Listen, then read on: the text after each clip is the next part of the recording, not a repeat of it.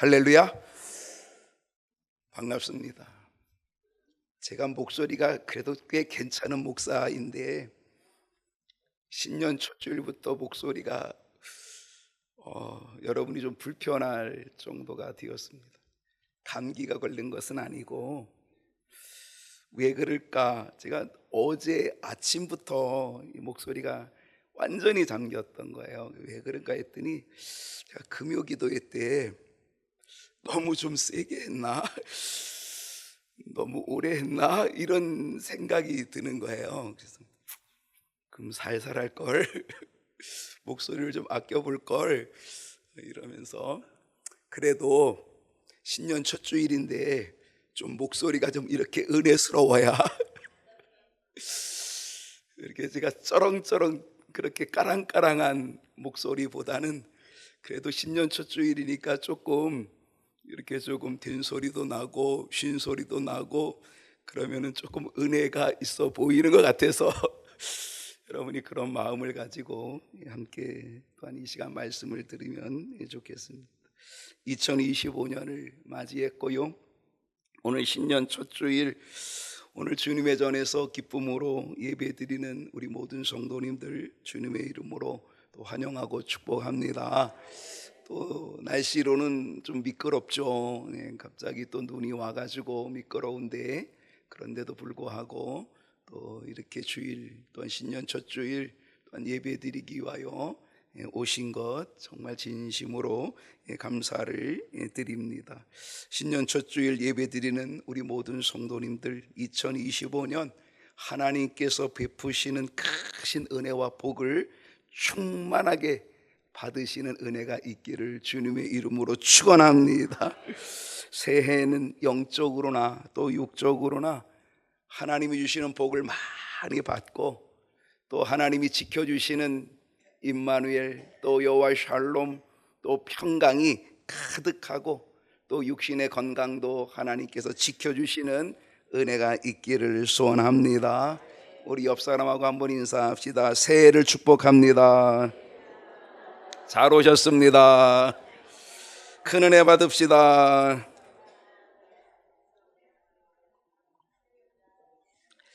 오늘 2025년 신년 첫 주일 함께 나눌 말씀의 제목은 작년하고 똑같습니다. 제가 지난 주일이 지난해잖아요. 송년주일이었잖아요. 오늘 신년 첫 주일, 지난 해의 마지막 송년주일에 예수님께서 하신 일에 대해서 이야기를 했거든요. 그리고 오늘 한 해가 지나서 신년 첫 주일이 됐는데 오늘도 똑같은 주제를 가지고 말씀을 함께 나눠보려고 합니다. 작년이잖아요. 지난주 작년이니까 다 잊어버리셨죠. 그죠? 한 해가 지났으니까. 근데 제가 지난주에 예수님께서 하신 일을 두 가지 얘기했었습니다. 혹시 기억하시나요? 하나는 태어나심. 네. 태어나심. 하나님이신 예수님께서, 창조주이신 예수님께서 이 땅에 태어나셨다. 어떻게 태어났습니까? 어떤 모습으로 태어났어요? 아기 예수로, 아기의 모습으로 태어나셨습니다. 그날이 무슨 날이다? 성탄절이다. 하나님이 사람이 되어 아기 예수로 이 땅에 오신 날, 성탄절, 정말 축복의 날. 그래서 뭐라 그래요? 축성탄.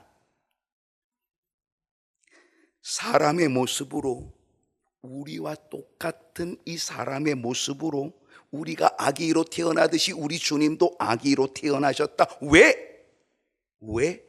우리의 죄를 위해 대신, 우리의 죄값을 대신 치르는 대속제물, 희생제물이 되어서 십자가에서 죽기 위하여, 양으로 대신하는 게 아니라, 우리의 죄값을 양으로, 염소로, 비둘기로 대신하는 게 아니라 사람의 몸, 당신의 몸으로 대신하려고, 그래서 우리와 똑같이 사람이 되셔서 사람의 모습으로 아기 예수로 이 땅에 오셨다라고 하는 거죠.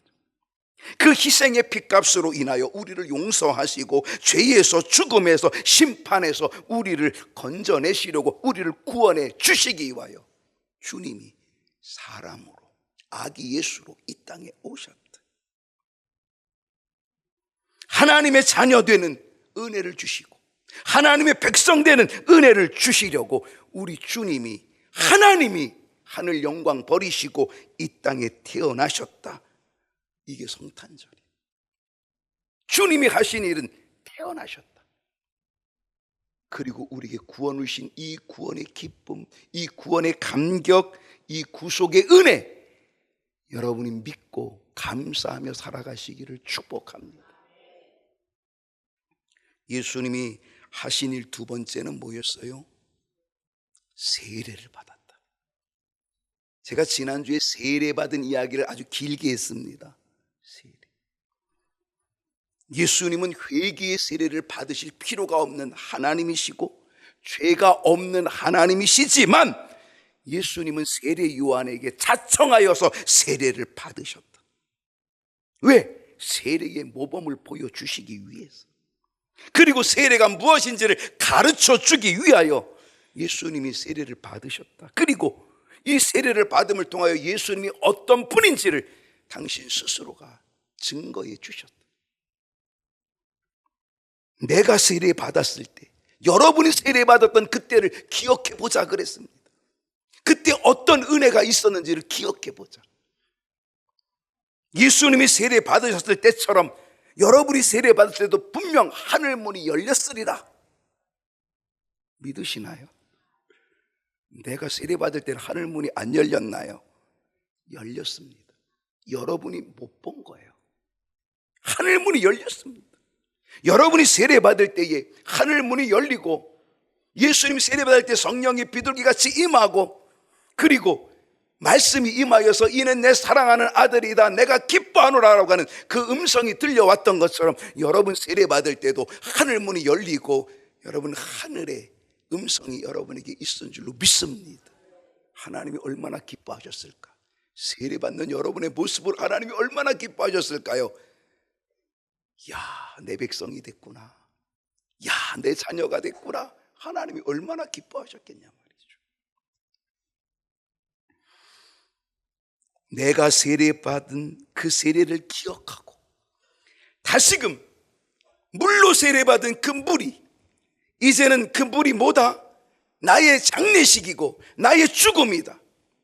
나는 그 물이 뿌려질 때, 머리 위에 뿌려질 때 나는 물속에 들어가 나는 죽고 내가 물에서 나올 때는 나는 하나님의 사람, 예수의 사람으로 새롭게 태어났다.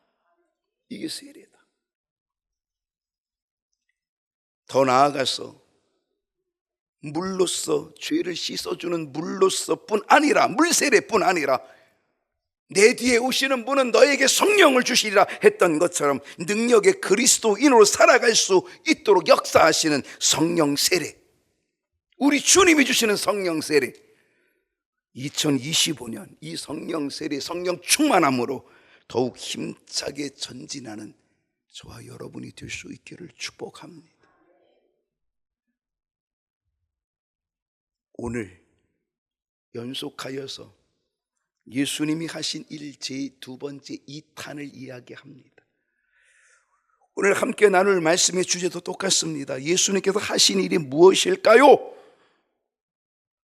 예수님 하신 일 지난주 뭐라 그랬어요? 태어나심, 세례 받으심, 오늘은 시험 받으심.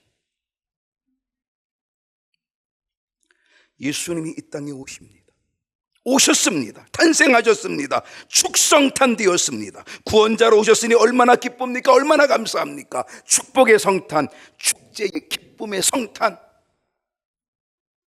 근데 이렇게 탄생하신 예수님은 하나님의 사역, 하나님이 주신 사명의 길을 걷기 위하여서 공적인 삶을 시작하시는 공생애, 그 공생애를 시작하실 때에 예수님은 요단강에서 세례 요한을 통하여 세례를 받으시면서 출발하고 하늘문이 열리고 성령이 비둘기같이 임하고 그리고 하늘에서 음성이 들려 이는 내 사랑하는 아들이요 내 기뻐하는 자라 라고 하는 바로 이 출발이 되었던 거죠. 아기 예수로 이 땅에 오신 예수님, 이 땅에 탄생하신 예수님은요, 이렇게 세례를 받고 30세, 바로 30세가 되어 이때 세례를 받으시고 하나님의 구원 사역을 위해 출발하는 그 모습, 그 세례였다는 거죠. 근데요, 이 모습은 우리 주님이 이 땅에서 활동하시는 활동의 시작입니다. 그 어깨에 정사를 메었고 하나님의 나라를 이루어가는 정사를 메었고, 그래서 이 땅에서 하나님의 나라를 이루시고 구원의 사역을 이루어가시는 이 일을 활동하시는 바로 이 시작, 이게 바로 세례와 더불어 시작이 됐다는 거죠. 교회력으로 오늘이 성탄 후 제2주입니다. 성탄 후 제2주. 오늘 1월 5일인데요 내일이 1월 6일입니다 내일이 무슨 날인지 아세요? 월요일 맞아요. 내일 월요일 맞죠. 근데 내일 1월 6일 월요일이 그게 아니라 내일 1월 6일 아시는 분이 거의 없을 거예요. 내일은요 주현절입니다. 주현절. 주현절이라는 게 뭐냐면 주님이 이 땅에 태어나셔서 드디어 이 땅에서 활동하시기 위하여 주님이 현 나타나 보이셨다. 주님이 성탄절에 탄생하시고 이제는 이 활동을 시작하시는, 구원의 사역의 활동을 시작하시는 주현절. 그래서 내일이 주현절이고요, 그리고 다음 주가 주현후 제1주, 그 다음 주는 주현후 제2주, 3주 이렇게 가는 거예요.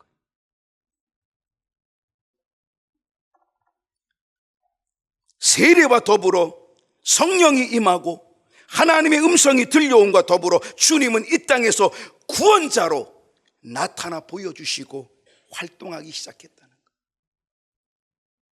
근데요, 바로 이때에 예수님에게 누가 찾아오냐면 마귀가 찾아오는 거예요. 예수님이 바로 마귀에게, 사탄에게 시험을 받으셨다는 거예요. 오늘 주제가 뭐냐? 시험 받으심이에요. 마태복음 4장 1절을 봅니다. 그때가 언제예요? 예수님이 요단강에서 세례 받으셨을 때 성령이 막 임하고 하늘의 음성이 들려오고, 바로 이때에 예수께서 성령에 이끌려 마귀에게 시험 받으러 광야로 가셨다. 여러분, 이 말씀이 주는 교훈이 있어요. 바로 그것은 말이에요, 그때라는 거예요. 그때 성령이 임하고 음성이 들려오고 하나님의 아들로 증거되고 선포된 때, 다른 말로 얘기하면 성령 충만한 때, 은혜 충만한 때. 여러분, 은혜 충만한 때, 성령 충만한 때, 그때 조심해야 되는 거예요. 그때 겸손해야 되는 거예요. 사도 바울은요, 선줄로 생각하면 뭐 할까? 넘어질까? 조심하라, 경고했어요. 선줄로 생각하면 넘어질까? 조심하라. 여러분, 은혜 충만하고 성령 충만하고 바로 이때에 넘어질까 조심해야 돼요. 정신 차려야 돼요. 그때도 겸손해야 돼요. 예수님도 성령 충만하실 바로 그때에 마귀는 예수님을 시험하게 됐다는 거죠. 놀라운 것은요, 마귀가 예수님을 시험했다는 거예요.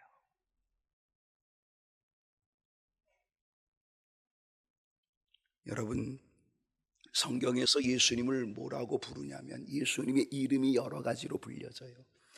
예수님은 당신 자신을 뭐라고 불렀냐면 나는 인자다. 인자라고 예수님 불렀어요. 또 보라, 처녀가 잉태하여 아들을 낳으리니 그 이름을 임마누엘. 예수님의 이름을 임마누엘이라고 부르는구나 라고 그렇게 돼요. 여러분, 예수님의 이름은 기묘자다, 모사다, 전능하신 하나님이다, 영존하시는 아버지다, 갖가지 모양의 이름이 있어요. 그런데 예수님의 이름, 또 다른 이름이 있어요. 그 이름이 뭐냐면 둘째 아담이에요. 들어보셨어요? 둘째 아담. 로마서 5장 19절을 보게 되면 한 사람이 순종하지 아니하므로, 여기 한 사람은 누굴까요? 첫 번째 아담. 창세기에 나오는 첫 번째 아담, 선악과를 따먹은 첫 번째 아담, 그 첫 번째 아담이 순종하지 아니하고 선악과를 따먹음으로 많은 사람이, 우리들이 모두 다 뭐가 됐다? 죄인 되었다.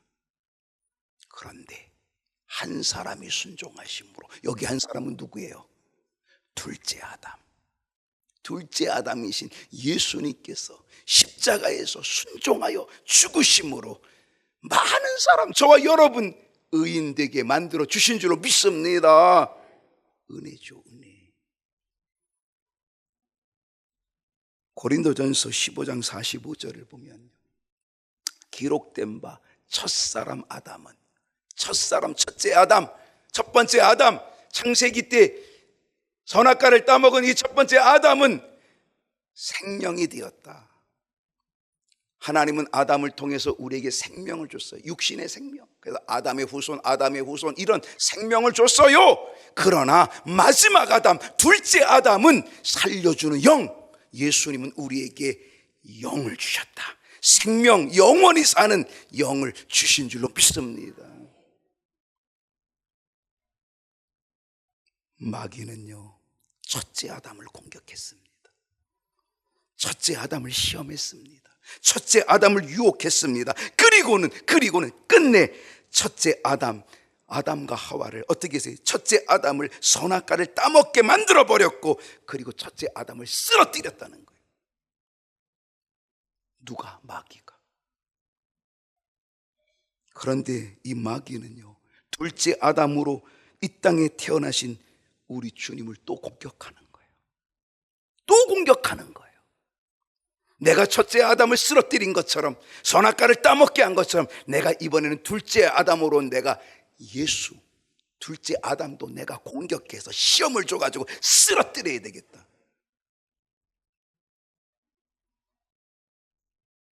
둘째 아담이신 예수님을 시험하며 공격한 이 마귀의 시험이 뭔지 아십니까?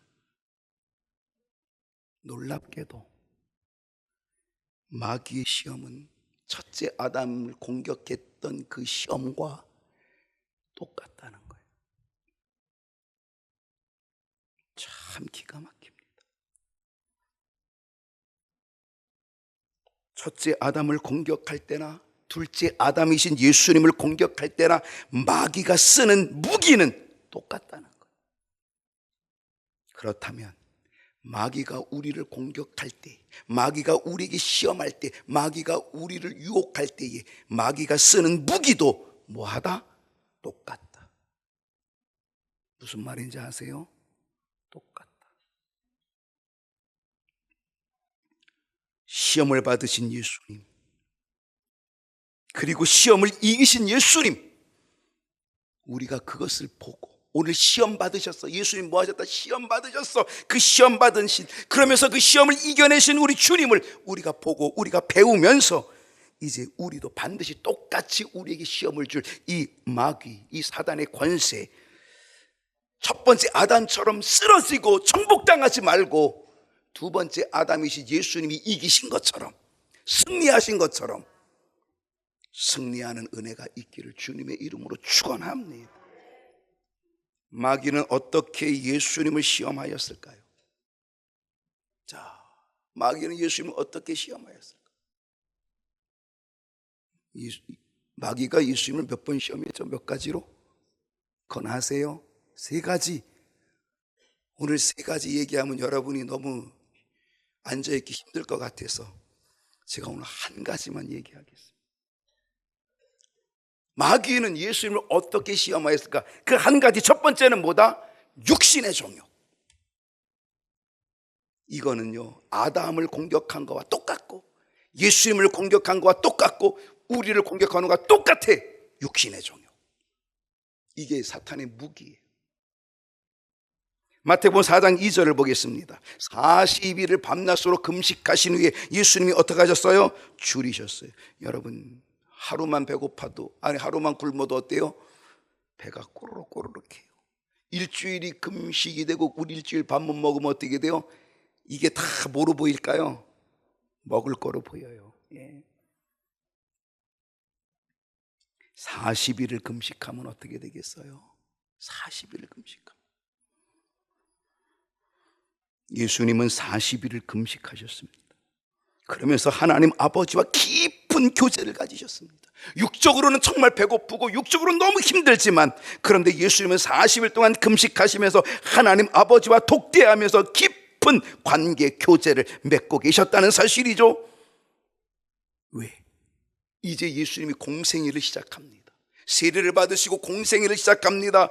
이 땅에 오신 사명의 길을 걸어가고 십자가의 길을 걸어가야 되기 때문에 주님은 철저히 준비하지 않으면 안 되었어요. 그 40일을 금식하면서 시작하신 거예요.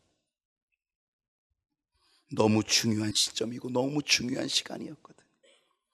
40일은요 예수님에게서 큰 은혜의 시간, 성령 충만한 시간입니다. 여러분, 40일을 금식했던 구약의 사람이 있어요. 누가 있냐면, 누가 있는지 아세요? 모세가 있어요. 모세가 출애굽하고 시내산에서 십계명을 받을 때 올라가가지고 40일을 금식했거든요. 그 40일을 금식하고 거기서 십계명을 받아서 모세가 내려왔을 때 모세의 얼굴이 어땠다고요? 광채가 나가지고 사람들이 접근을 못해요. 그래가지고 수건을 다 가리우고 이야기를 했다는 거예요. 여러분, 40일을 금식하니까 그냥 하나님의 광채가 가득했다는 거예요. 여러분, 예수님이 40일 금식하면 예수님에게는 어떤 은혜, 광채가 있었을까 한번 생각해 보시라고. 기가 막히지 않습니까? 정말 기가 막히죠. 그런데 영적으로는 그런 상태에 있었지만은요, 예수님도 인간을 입은 육을 가지고 계셨기 때문에 육신은 뭐예요? 배고파요. 육신은 고통스럽죠. 마귀는요 바로 이때를 노린 겁니다. 예수님의 약점, 지금 영적으로 뭐가 막 빛나지만, 그런데 예수님의 약점이 뭐예요? 40일을 뭐예요? 금식하시는 후에 줄이셨다. 줄이셨다. 이 줄인 것, 이 배고픔, 여러분, 인간의 욕구 가운데 이 식욕은요 대단한 욕구입니다. 이 줄인 것, 배고픔의 욕구, 이거를 공격합니다. 이때를 노린 겁니다. 여러분, 마귀는요 우리의 약점을 잘 압니다. 그래서 우리의 약점을 공격합니다. 3절을 보겠습니다. 3절을 보면, 시험하는 자가 예수께 나와 이르되, 마귀가 예수님께 나와 이르되 뭐라 그랬어요? 내가 만일 하나님의 아들이었다. 여러분, 어디서 많이 들어보지 않았어요? 들어봤어요? 내가 만일 하나님의 아들이거든. 너 하나님의 아들이야? 너 하나님의 아들 능력 있어? 너 40일 금식하니까 능력이 되지? 그러면 이 돌을 가지고 떡덩이 되어서 너 배고픈 거 먹어봐, 면해봐. 내가 하나님의 아들이면. 여러분, 예수님이요 이 돌을 가지고 떡을 만들 수 있어요, 없어요? 있어요? 근데 왜 안 했어요? 있는데. 예수님이 이 돌을 가지고 떡덩이가 되게 할 수 있는 능력이 있어요. 근데 예수님이 안 하셨어요. 마귀의 전략은 뭔지 아세요? 마귀의 시험, 마귀의 전략은 뭔지 아세요? 예수님으로 하여금 예수님의 능력, 하나님의 아들의 능력을 너 자신을 위해서 쓰도록 유혹하고 있는 거예요. 너 육신의 배고픔을 위해서 내 능력을 발휘해봐, 내 능력을 써! 라고 그렇게 유혹하고 있는 거예요. 지금 주님이 가야 될 길은 십자가의 길이에요. 주님이 가야 될 길은 하나님의 구원 역사의 길이에요. 그래서 그 능력을, 40일을 금식한 그 능력을 하나님의 구원 역사, 십자가의 길을 위하여 써야 되는데, 그 능력을 고작 이 돌을 떡덩이가 되어서 먹게 하는, 배고픔을 위한, 육신의 정욕을 위한 그것으로 쓰라고 유혹하고 있는 거예요.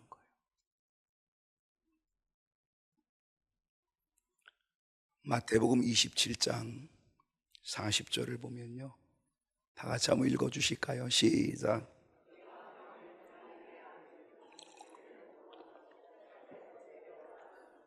내가 만일 하나님의 아들이거든, 제가 어서 많이 들어보지 않았냐고 물어본 거예요.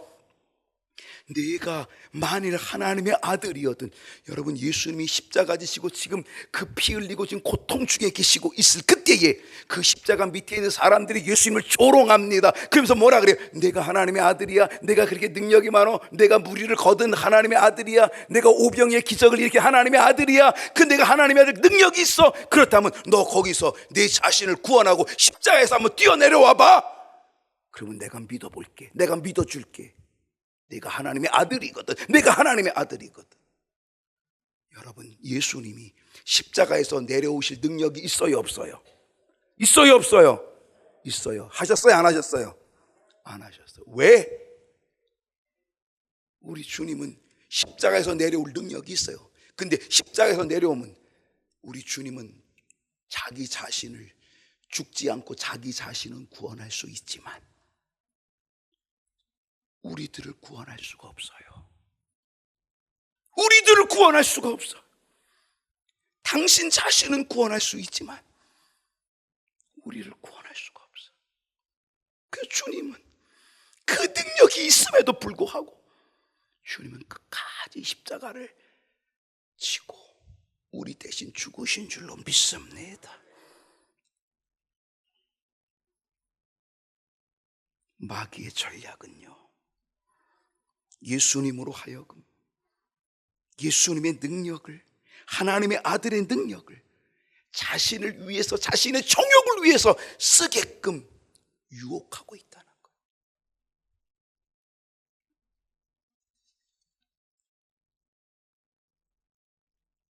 (40일을) 금식하신 예수님은 하나님의 뜻을 이루어야 됐고 하나님의 구원 사역, 십자가의 길을 걸어가야 되는데 자신의 육적인 배고픔과 정욕을 위해서 하나님의 아들의 능력, 이 돌을 가지고 떡덩이가 되먹게 하는 그 능력, 그것을 사용할 수가 없었던 거죠. 요한일서 2장 16절 다 같이 한번 읽어봅니다. 뜻을 생각하고 시작.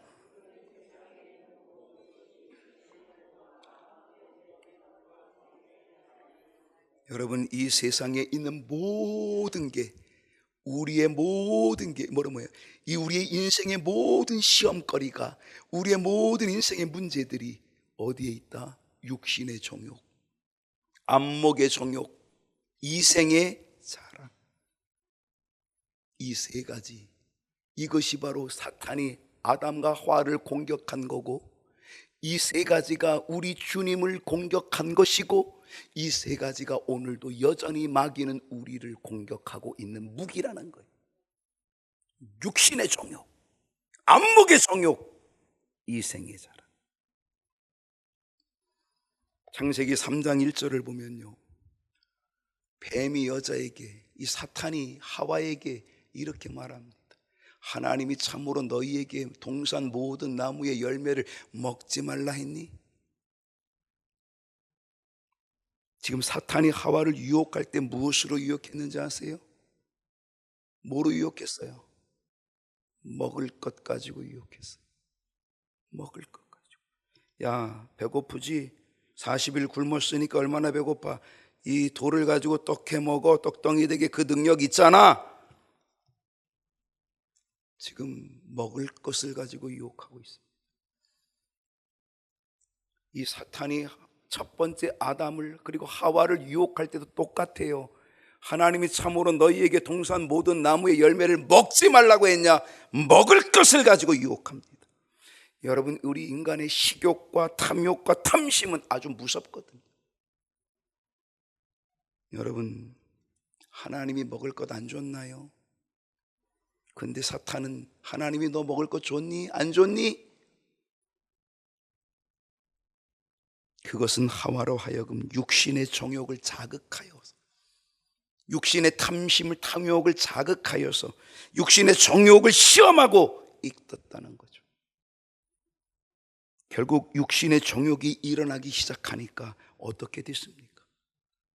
이 하와가 생각지 못하였던 이 사탄의 공격, 이 육신의 정욕에 대한 시험을 받으니까 바로 이 육신의 정욕이 자꾸 어떻게 돼요? 생각나고 그러다 보니까 어떻게 됐어요? 자, 3장 6절을 보게 되면 여자가 그 나무를 본즉 뭐하고?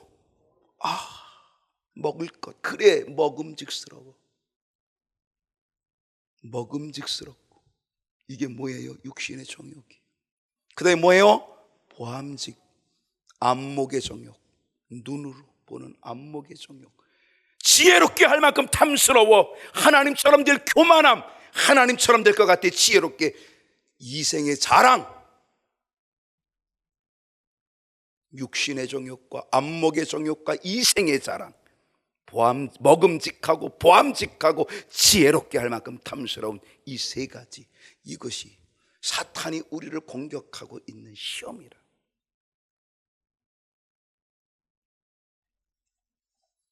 결국 하와는요, 이 육신의 정욕을 이기지 못하였어요.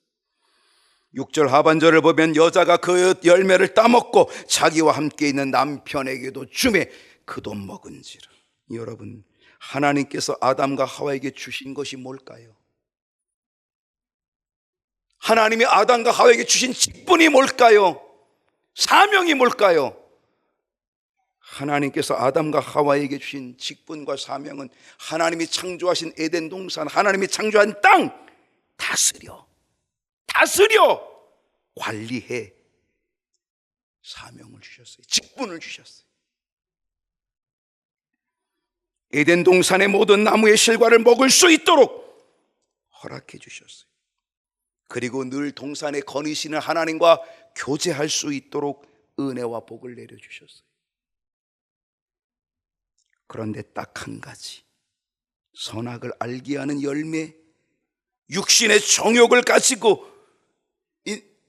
그거를 바라보는 그 선악을 알게 하는 열매는, 그거는 딱 금하였는데, 그거를 육신의 정욕을 가지고 탐욕으로 바라보고 결국 사단에게 미혹되어서 보니까 먹음직해. 결국 그 탐욕으로 따먹게 되었고, 결국 그들의 사명은 산산이 부서져 버리고 말았다. 하나님의 뜻과 하나님의 계획이 한순간에 다 깨져버리고 말았다. 아담과 하와를 이렇게 파멸시켰고 죽음이 오게 했고 에덴동산에 쫓겨나게 했던, 그래서 이야, 승리의 개가를 불렀던 이 사탄은 둘째 아담으로 오신 예수님을 똑같이 공격해, 똑같이 쓰러뜨리려고. 그래서 하나님의 길, 십자가의 길, 구원의 길, 그 길을 걸어가지 못하도록 자신의 육신의 정욕을 위해서 사용하게끔 만들어버리려고 그렇게 미혹했다는 거죠. 이처럼 사탄은 우리에게도 육신의 정욕으로 시험하고 우리를 유혹한다는 사실이에요. 그래서 우리가 하나님의 뜻을 잃어버리고 믿음의 길을 잃어버리고 하나님을 향하여 가는 그 길을 잃어버리고 자신의 욕심, 육신의 정욕을 위한 길을 걸어가도록 사탄은 우리를 꼬이고 있다는 거죠. 시험하고 있다는 거죠.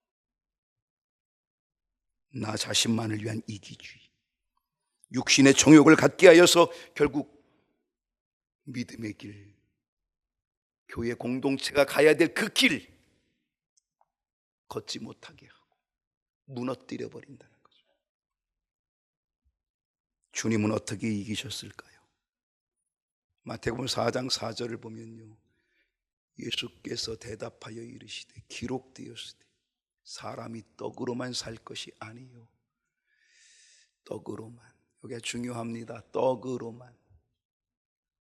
예수님은 떡을 부정하지 않습니다. 우리는 떡도 필요합니다. 왜냐하면 육으로 살고 있기 때문에 떡이 필요합니다. 예수님은, 아마 예수님이 떡을 부정했다고 한다면 사람이 떡 말고 이렇게 했을 거예요. 근데 예수님 뭐라 그랬어요? 사람이 떡으로만. 떡도 필요해, 나도 알아. 그렇지만 떡으로만은 아니야. 떡이 우선이 아니야. 떡이 먼저가 아니야. 하나님의 입으로 나오는 모든 말씀으로 살 것이라.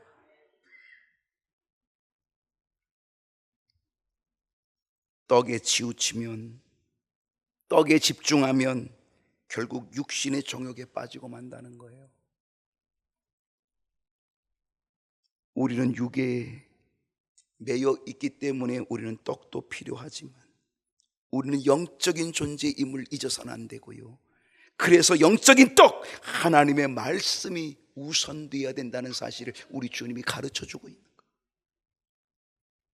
거예요. 우선순위, 무엇이 중요한지를 보여주고 있는 거죠. 2025년 우리의 가는 이 길에 육신의 정욕, 떡의 문제가 곳곳에서 터지게 될 겁니다. 육신의 정욕의 문제가, 이 떡의 문제가 오늘 이 한 해 살아가는 우리들에게 곳곳에서 나타나게 될 때, 그때마다 우리는 육신의 정욕에 빠지지 말고 영적인 존재로 하나님의 말씀, 영적인 떡이 우선순위가 되어서 시험에 걸려 넘어지는 자가 아니라, 첫째 아담처럼 패배당하는 자가 아니라, 둘째 아담 예수님이 승리하신 것처럼 믿음의 길 걸어가요. 승리하는 한 해가 될 수 있기를 주님의 이름으로 축복합니다. 축원합니다. 기도하겠습니다.